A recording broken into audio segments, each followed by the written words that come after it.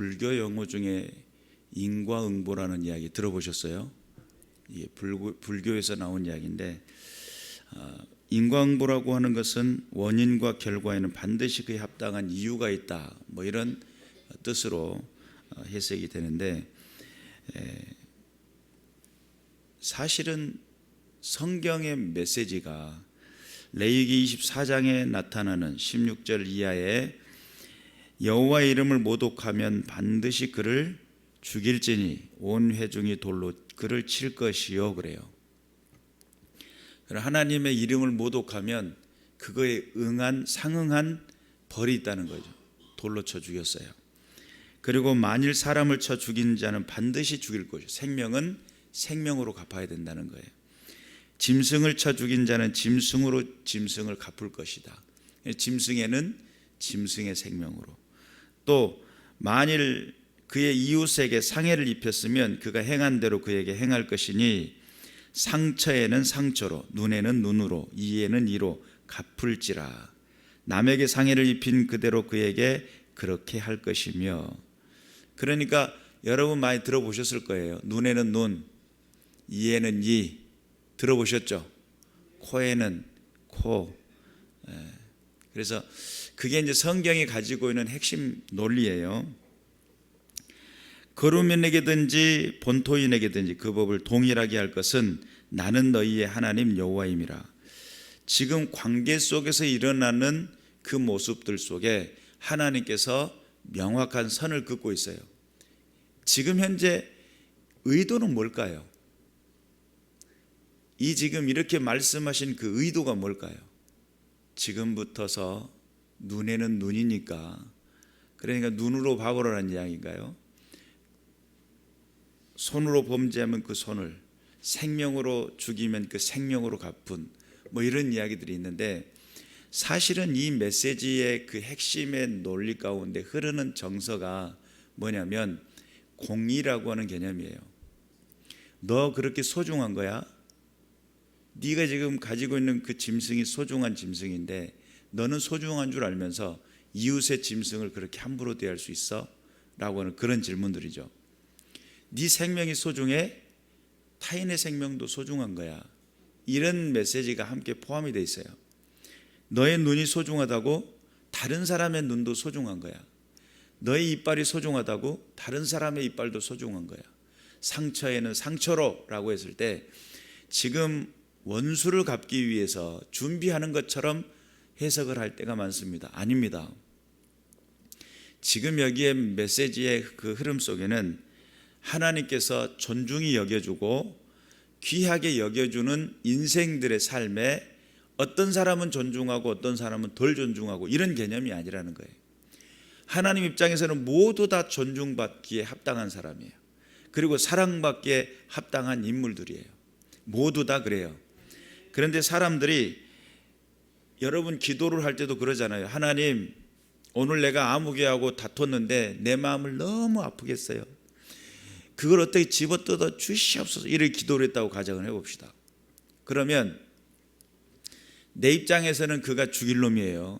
그럼 그 사람 입장에서는 어떻겠어요? 싸우면은 반드시 손발이 맞아야 돼요. 성격이 맞든지, 그래서 도둑질도 손발이 맞아야 되고 박수도 혼자 칠 수 없는 거예요. 같이 짜가니까 소리가 나는 거예요. 그런 측면에서 보면 나는 저 사람에게 해를 입었다고 생각을 하고 저 사람은 미운 사람, 저 사람은 나쁜 사람, 이렇게 생각을 했는데, 나는 가해를 일을 했는데 저 사람은 내게 가해를 일을 할 수도 있단 말이에요. 근데 내가 가해받은 일에 대한 그 아픔을 엄청 끼리고 와가지고 하나님 앞에 엎드려 기도를 합니다. 오늘 일이라는 가해를 받았는데 너무 힘들어요, 주님. 도무지 참을 수가 없습니다. 저걸 어떻게 확 집어뜯어 주옵소서. 그러니까 우리 주님 입장에서 판단을 내리실 거 아닙니까? 내가 볼 때는 네가 더 훨씬 더 깐죽거리고 저 마음을 아프게 한 가해 일을 가지고 있다. 대부분 많은 사람들은 자기 자신이 하고 있는 것을 정확히 잘 모릅니다.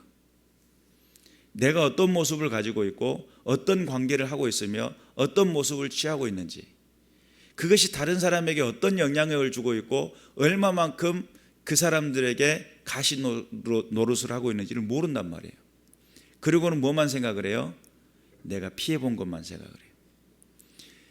하나님은 우리들에게 눈에는 눈이라고 이야기하고 이에는 이라고 이야기하실 때에 그것을 원수를 갚아라라고 하는 그런 개념으로 우리에게 쓰신 게 아닙니다. 여러분, 하나님은 오늘 또 우리가 읽었던 대로 행한 대로 보응하시되 이랬잖아요. 그러면 하나님께서는 분명히 행한 대로 보응하실 거예요. 그런데 우리가 성경을 이 말씀만 딱 놓고 보면 하나님은 진노하고 분노가 가득 찬 이런 분으로 생각할 때가 많아요. 아닙니다. 하나님은 우리에게 엄청난 은혜와 사랑을 미리 베푸셨어요. 그게 예수 그리스도의 십자가 사건이에요. 만약에 우리에게 보응하시겠다고 작정하신 하나님, 이 땅에 예수님이 돌아가셔야 안 돌아가셔요? 돌아가실 이유가 없어요. 예수님이 이 땅에 오셔가지고 십자가 죽으실 이유가 없단 말이에요. 보응이 목적이라고 한다면. 그러나 하나님의 보응의 목적은 뭐냐면 하나님이 부르신 그 사랑 앞에, 하나님이 그 부르신 그 부르심 앞에 순종하느냐 순종하지 않느냐를 놓고 하는 거예요. 인생 속에 우리가 죄의 싹은 사망인데, 죄의 값은 사망인데 이 죄의 값을 내 스스로 해결할 수 없으니까 예수님 십자가에 죽으신 거 아닙니까? 그리고 내게 베푸신 그 사랑은 어마어마한 사랑이에요. 그 사랑 앞에 아직도 항복하지 않고, 그 사랑 앞에 아직도 순종하지 않고, 그 사랑 앞에 나가지 않는 그 백성들을 향해서 하나님은 진노와 분노로, 그리고 오늘 이 본문에 보니까 각 사람에게 행한 대로 보응하시되, 그러니까 7절에 보니까 참고 선을 행하여 영광과 존귀와 썩지 아니함을 구하는 자에게는 영생으로 하시고, 하나님의 보응은 영생이라는 거죠. 그 다음에 8절에 보니까 오직 당을 지어 진리를 따르지 아니하고 불의를 따르는 자에게는 진노와 분노로 하시리라. 당을 짓는다는 거예요. 하나님의 말씀에 순종을 할 때 순종하겠습니다가 아니라 야, 이번에 순종하지 말자, 이번에 따르지 말자. 자기 혼자, 우리가 로마서를 공부하면서 배운 것 중에 상한 마음대로 내어버려 두사 자기들의 나쁜 생각, 죄악 가운데 달려가고 악성, 독성, 인간성, 죄악으로 달려가는 그들의 인생 속에 자기들만 행할 뿐 아니라 그런 것을 행하는 사람들을 옳다고 인정하는 모습들이 우리가 1장에서 배웠잖아요. 그냥 불의를 행하는 사람들의 특징이 뭐냐면 노조를 결성을 해요. 하나님을 따르지 않기로 결정을 한다는 거예요. 하나님 앞에 순종하지 않기로 결정을 하고 순종하지 않는 사람들을 더 박수 쳐주고 그렇게 하는 거야. 당을 지었다는 거예요. 당을. 그리고 진리를 따르지 아니하는 불의한 자를 따르는 자에게 진노와 분노로 하시겠다. 그래서 하나님의 그 보응하신 하나님, 원수 갚으신 하나님이라고 했을 때, 여러분, 하나님께서 우리에게 인생을 살라고 하고 원수를 갚기 위해서 모든 일거수일투족을 내가 다 추적하겠다, 이런 개념으로 이해하시면 안 돼요. 하나님 우리에게 영생의 길을 예수 그리스도의 십자가 사건을 통해서 열어주시고 하나님 앞에서의 천국 갈 수 있는 백성으로 하늘 소망 가질 수 있는 믿음의 백성을 삼아주시고 그리고 함께 가자고 말씀을 하시는 겁니다. 그리고 우리가 여기서 하나님 앞에 당을 짓고 하나님 앞에 하나님을 거스리고 하나님의 명령을 떠나 사는 나는 하나님의 뜻에 순종할 줄 아는 내가 되어야 되는데, 옆에 사람과 더불어 순종하지 않기로 결의를 하고 자꾸 하나님의 뜻을 거스리는 데 앞장서게 만들고 이렇게 만들어버리는, 이게 하나님 앞에 얼마나 진노와 분노가 되는지, 그게 이제 속된 말로 표현하면 물귀신 작전입니다. 나만 죽을 수 없어, 이런 뜻이죠. 죽을 때 어떻게 죽어야 돼요? 함께 죽자는 거죠. 그리고 물귀신 작전이에요. 물속으로 빠져들어가면서 붙잡고 나도 그러면서 너도 그러면서 같이 죽는 거예요. 불순종하는 사람들, 하나님의 뜻에 순종하지 않는 사람들의 특징들이 바로 그와 같은 모습들이에요. 하나님 앞에 나도 순종하지 않는 것, 나 혼자 순종하지 않는 것, 이렇게만 하면 매가 좀 덜 맞을 확률이 있는데 다른 사람들에게까지 영향력을 끼친다는 거예요. 당을 지어가지고.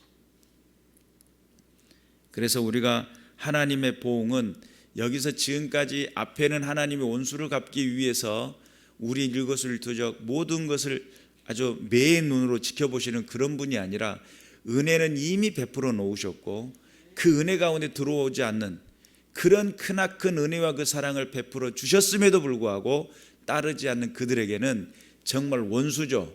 근데 이 원수는 어떤 원수예요?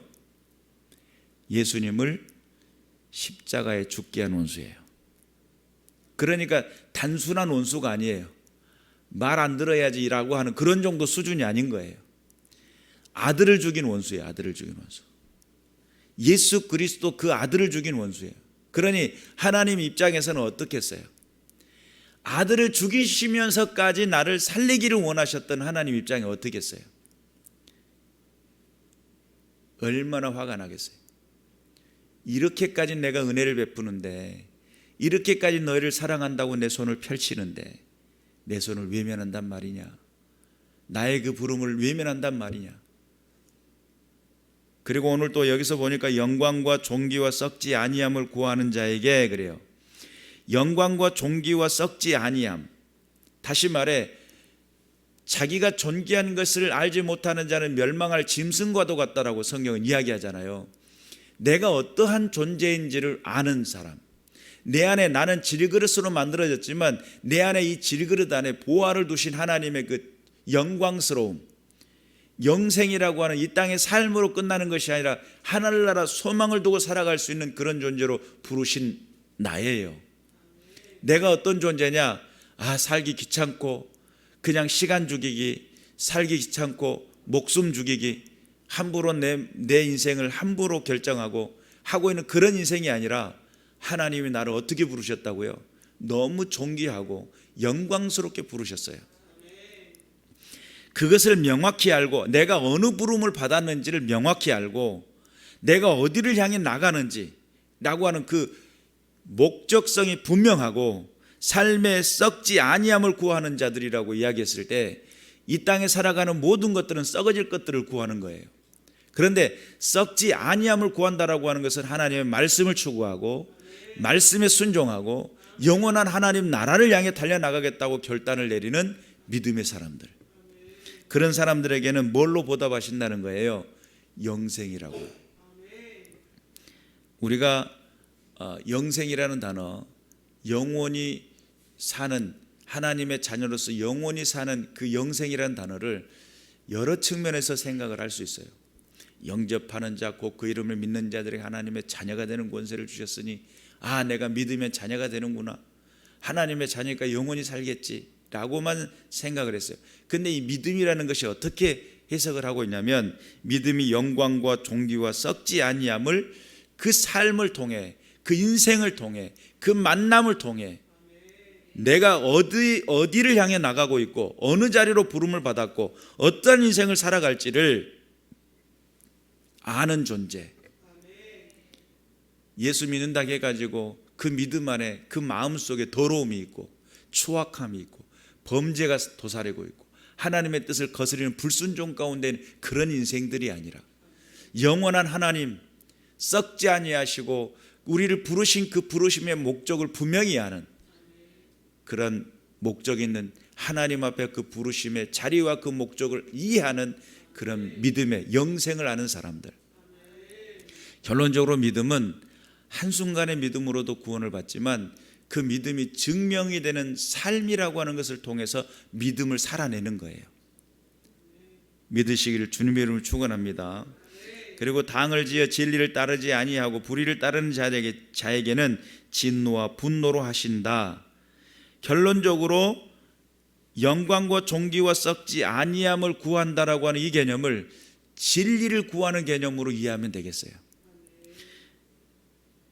8절에서 이야기하는 당을 지어 진리를 따르지 않는 존재들, 불의한 존재들, 하나님의 뜻을 거스리는 존재들, 진노와 분노로서 반응받을 존재들이고, 하나님께서 영광과 존귀와 썩지 아니함, 선을 행하는 사람들의 그 모습 속에는 하나님의 영원토록 불변한 진리를 구하는 자들의 삶이라고 표현하면 맞겠습니다. 여러분, 하나님과 동행하기를 원하십니까? 하나님께서 기뻐하시는 믿음의 삶을 살기를 원하십니까? 여러분, 우리가 믿음의 근육을 키울 필요가 있어요. 믿음의 근육을. 내가 하나님을 믿는다고 하면서 삶의 생활 속에 내 삶을 다스리지를 못해. 내가 믿음은 이건데 믿음의 행위하고는 전혀 상거가 먼, 하나님을 진리를 추구하지 않는 삶의 모습, 그리고 내 욕심과 내 마음에 원하는 대로 인생을 살아가던 내 인생들, 너무나 방탕하고 너무나 방종하고 너무나 내 인생 속에 조율이 되지 않는 그런 상태 속에 흩어졌던 내가 믿음의 근육이 생기잖아요. 시간을 계획합니다. 여러분, 다이어트라는 것도 마찬가지예요. 다이어트도 결론적으로 의지가 강한 사람이 해낼 수가 있어요. 그 시간의 배고픔을 견딜 수 있는 사람, 이게 다이어트의 성공의 비결이에요. 믿음이라고 하는 것도 마찬가지입니다. 내가 믿음을 완성시킬 수 있는 비결이 뭐냐? 내가 이 믿음이 하나님을 믿고 내가 믿음의 그 부름 앞에, 그 내가 진리를 추구하고 진리의 자리 앞에 선다라고 하는 것이 시간 속에 서고 관계 속에서 서고 상황 속에서 설 수 있는, 믿음을 선택하고 믿음을 결단하는, 이게 결단이 안 일어나면 문제가 심각해집니다. 그래서 내 믿음은 입으로는 믿습니다 이야기하는데 삶이 이미 믿음에서 벗어나는 경우들이 많아요. 하나님 앞에 믿음이 온전히 결단되어지는 믿음의 근육이 필요하다. 주께서 원하시고 기뻐하시는 은혜의 자리에 설 수 있는 시간, 은혜의 자리에 설 수 있는 관계, 그 상황 속에 하나님을 섬기고 있는 그 상황, 그러니까 식탁 앞에 대면하면서 다른 사람들은 다 그냥 막 밥을 먹으려고 할 때 딱 두 손 모으고 머리 숙여 기도하는 것, 이것이 하나님의 영광을 드러내는 것이라고 저번에 제가 말씀을 드렸잖아요. 아니, 식사 기도가 뭐 얼마나 대단하겠어. 여기다 영성을 쌓을 거요 뭐요. 여러분, 식사라고 하는 그 개념 속에 내가 생명이, 이 밥을 먹음을 통해 생명을 연장하는 건데 이건 하나님의 은혜입니다. 오늘 또 주심을 감사합니다. 일용할 양식을 구하라고 예수님 주기도문 가운데 들어있잖아요. 이 식사 기도가 엄청난 거예요. 나의 정체성을 관계 속에서 보여주는 모습이에요. 하나님 앞에 깨어있어서 진리를 추구하고 따를 수 있는 믿음의 군사들 되시기를 주님의 이름으로 축원합니다. 9절에 보니까 악을 행하는 각 사람의 영에는 환난과 공고가 있으리니 그랬어요. 환난이라고 하는 이 단어가 압박, 고통, 내면의 고통, 괴로움, 고뇌 이런 것들이에요. 외압적으로 다가오는 이 모든 것들이 스트레스가 되고 내면의 괴로움이 되고 갈등이 되는 요소가 돼요. 그리고 또한 곤고함이라고 하는 것이 방의 좁음이라고 하는 뜻을 가지고 있어요. 재난 이런 뜻이에요. 그러니까 삶의 생활의 모든 영역이 좁혀 있는 상황이에요. 너무 공고한 거예요. 그러니 내 주머니가 말라버려도 내 활동 반경이 확 줄어들겠죠. 호주머니에 주머니에 물질이 통통이 쌓여 있고 내가 어디를 가도 그냥 밥 한 끼는 가볍게 낼 수 있는 이런 여유로움이 생겼다고 한다면 그 여유로움은 결국은 모든 그 관계의 만남 속의 영역이 넓혀져요. 근데 내가 누구를 만나면 꼭 얻어먹어야 되고 내가 누구를 만나면 아무것도 할 수 없는 상태 지켜봐야 되고 이런 모습이라고 한다면 결국은 그 공고함이에요. 환난이 다가오고 그 내면의 고통이 찾아오고 또한 내 삶의 곤고함이 찾아오는 것은 왜 그럴까? 성경은 단순하게 이야기합니다. 오늘 이 본문은 악을 행하는 자 각 사람의 영에는 환난과 공고가 있으리라. 영적인 상태 가운데서의 공고함과 환난이 다가온다는 거예요. 물질이 풍요를 가져올 수도 있어요. 내 안에 물질이 풍성함이 있을 수도 있어요. 그러나 영혼의 공고함이 찾아오고 또한 영혼의 환난이 다가온다면 물질을 가지고 해결되는 게 아니거든요. 하나님 앞에 깨어있는 믿음의 군사들 되시길 바라고, 그래서 하나님 앞에 영적인 부분이 열려지는 믿음의 군사들 되시길 바랍니다. 10절에 보니까 선을 행하는 각 사람의 영광과 존귀와 평강이 있으리니 먼저는 유대인에게요 그리고 헬라인에게라. 영광과 존귀와 평강이라고 하는 개념이에요. 앞에서 추구하는 영광과 존귀와 썩지 않는 것은 진리를 추구하고 하나님이라고 하는 존재를 추구했던 인생들이고요, 여기서 10절에서 이야기하고 있는 영광과 존귀와 평강이 있다라고 하는 것은 하나님의 뜻대로 인생을 살아갈 때에 하나님께서 그에게 뛰어난 이름을 준다는 거예요. 쉽게 말하면 하나님이 세우시는 작업, 하나님께서 이 땅에서 하나님이 하고 계심을 증명하시는 작업이 10절에는 증명이에요. 그러니까 위에서 8절에서는 7절에서는 내가 정말 참고 인내하며 하나님의 영광과 존귀와 썩지 않은 진리를 추구하고 믿음에 살려고 노력하고 최선을 다하는 인생을 살려고 작정했던 그 인생들에게 하나님은 그 다음의 인생 속에, 그 인생 가운데 하나님이 보응하시는 모습 속에 복을 주시는데 내 영혼이 잘 되고 범사에 잘 되고 강건해지는 역사가 일어나요. 믿으시길 주님 이름으로 축원합니다. 제가 영광이라고 하는 단어를 제가 저번에 설명을 했잖아요. 영광이라고 하는 것이 하나님이 하셨음을 인정하고 그것을 드러내는 것이 영광 돌리는 거예요. 여러분, 하나님께 영광 돌립니다 이렇게 하는 것은 하나님 이 모든 것을 하나님이 하셨습니다라고 하나님을 인정해드리고 하나님께 그 공로를 돌려드리는 것이 영광 돌리는 거예요. 그러니까 이 영광 돌리는 모습을 다른 말로 표현하면 하나님이 하셨습니다, 감사합니다, 감사함으로 하나님께 영광을 돌리는 거예요. 이 모든 일들이 하나님이 하신 겁니다 라고 할 때, 그러면 여러분 하나님께 영광을 돌렸더니 네가 영광을 받아라 이런단 말이에요. 하나님 사랑합니다, 나도 너 사랑한다. 하나님 영광 받으시옵소서, 너도 인생 속에 영광 받는 자리에 서도록 해라. 생각을 해보세요. 지지리도 말 안 듣는 인생인데 요놈 데리고 가면 얼굴에 먹칠하는 존재야. 요놈 데리고 가면 얼굴에 먹칠해요. 갖다 놓기만 하면 진상이고 어딜 데려가면 문제가 돼요. 그럼 여기 공적인 자리에 아주 귀한 자리에 요놈 데리고 가겠어요? 거기서 또 진상을 필 텐데. 이치적으로 생각해 보면 맞아요. 하나님 앞에 내가 정말 하나님의 영광을 위해 살고 진리를 추구하고 따르고 열심히 있게 살고 주님의 영광을 위해 살려고 노력하는 그 모습을 보며 하나님이 존귀한 자리에 갈 때 가자. 욥을 보면서 동방의 의인이다, 마귀 앞에서도 사탄 앞에서도 칭찬할 정도로 자랑하고 싶고 드러내놓고 싶고 높이고 싶은 부모의 심정을 가진 분이 하나님이라는 거예요.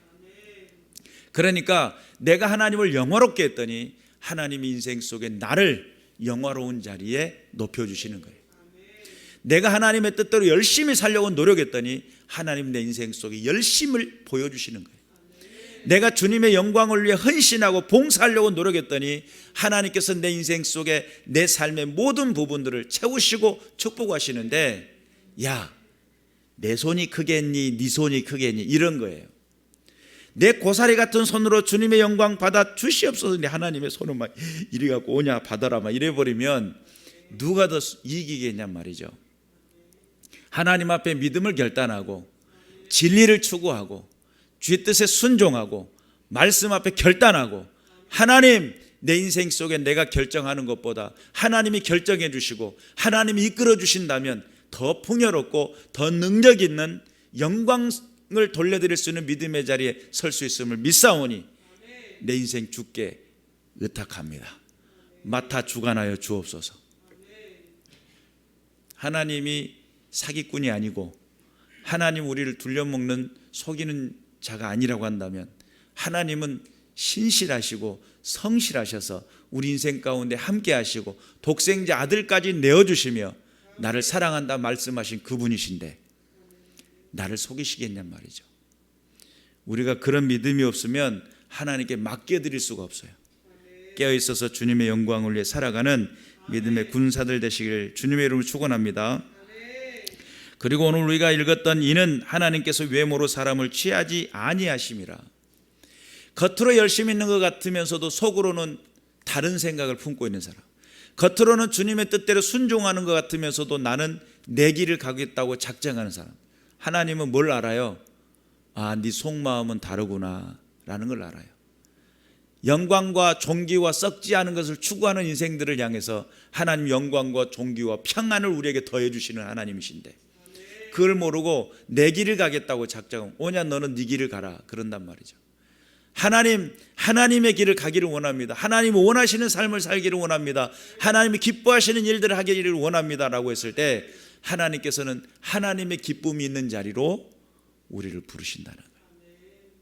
그런 믿음들이 있으셔서 하나님께 영광을 돌리시길 바라고, 여러분 보응하시는 하나님, 보응이라는 것은 내가 노력하고 수고한 그대로 갚아주신다는 뜻이에요. 진리를 따르지 않았더니 하나님께서는 그것을 진노와 분노로서 갚아주셔요. 근데 여기서 진노와 분노는 단순한 진노와 분노가 아니라 아들을 죽인 원수의 분노예요. 하나님의 아들을 죽인 그 원수의 분노란 말이에요. 그리고 그 영혼을 환난과 곤고로 아주 그냥 바싹바싹 말려버려요. 근데 하나님께서 직접 하신 게 아니라 더 악한 독종에게 맡겨가지고, 사단에게 맡겨가지고 인생이 더 곤란해져요. 그러니까 우리가 하나님의 뜻이 어디 있는지를 분별하는 믿음의 군사들 되시길 바라고, 하나님의 보응, 그러니까 하나님은 원수 갚으시는 분이시구나 이렇게만 이해하지 마시고, 우리에게 은혜로 부르셨고 그 은혜가 풍성해지게 하기 위한 하나님의 계획이시다, 장치시다. 그리고 하나님은 상벌이 분명하신 분이세요. 잘하려고 노력하고 요만큼, 그것도 마음의 결단도 큰 것도 아닌데 내가 이만큼 결단을 했는데 하나님이 엄청나게 뻥튀기 해갖고 저 봐라 이만큼 결단했단 말이죠. 자랑을 한단 말이죠. 애들 길러보신 엄마 아빠들은 다 알 거예요. 애들이 자라면서 조금만 해가지고 가서 해보라면 절대 못하는데 엄마 해버렸다고 그날은 하루 종일 기뻐요. 그래가지고 남편 들어오면 뭐라고 그러죠? 우리 아기가 말을 했다고, 엄마를 했다고. 그러면 해봅니다. 아빠 해봐. 안 해요. 엄마 해봐. 못해죠. 이제 그것을 연습하다가 하루에 몇백 번씩 있을 때 없을 때 하다가 나중엔 트인 것이 말이 되는데, 우리들의 인생 속에 하나님의 귀여움을 독차지하는, 내가 하나님 앞에 살아보려고 이만큼 결단했는데 하나님은 그것 때문에 기뻐가지고 하루 종일 기뻐가지고, 오면 내 새끼 인제서야 입이 텄냐 인제서야 어머 어쩌었을까, 얘가 지금 클 나고 하네, 나이 50인데 클 나고 하네, 이거 골라줘야 돼. 하나님의 부르심에, 그 부르심에 분명한 인생의 목적이 있는 삶을 사시길 바라고, 내가 어디로 부름을 받았는지, 내가 어디를 향해 나가는 목적이 무엇인지, 내가 무엇을 추구하는 인생인지 분별이 돼야 돼요. 그래서 여러분 인생 속에 하루 일과를 계획할 때 무작정 만나고 무작정 시간 쓰고 이러지 마시고, 그것이 내가 어느 자리에 부름을 받았는지에 대한 이유를 알고 삶의 결단이 있는 인생을 사시길 바라고, 내가 있는 이 자리가 썩지 아니할 진리를 추구하고 영원한 하나님을 추구하며 하나님 그 역사하심을 높이면 영광의 자리가 돼야지 라고 결단하며 그 하루를 살았더니 하나님은 그 다음날을 보상해 주실 거예요. 영광과 존귀와 평안의 시대의 인생으로 이끌어 주신다. 그런데 여러분, 이 영광과 존귀와 평안의 시대가 아닌 곤고와 환란이 닥쳐오면 아무리 쌓아도 물질을 가지고도 안 돼요. 정신적인 문제는요, 병원에 가둬버려요. 이상해졌다고 이 사람 병이, 그리고 약을 줘가지고요 멍롱해가지고 무슨 생각을 못하게 만들어요. 얼마나 그런 무지막지한 인생을 사는 거 아닙니까? 정말 내 정신이 온전하고 하나님 앞에 바로 서서 주님의 영광을 드러내는 믿음의 군사들 되시기를 주님의 이름으로 축원합니다. 기도하겠습니다.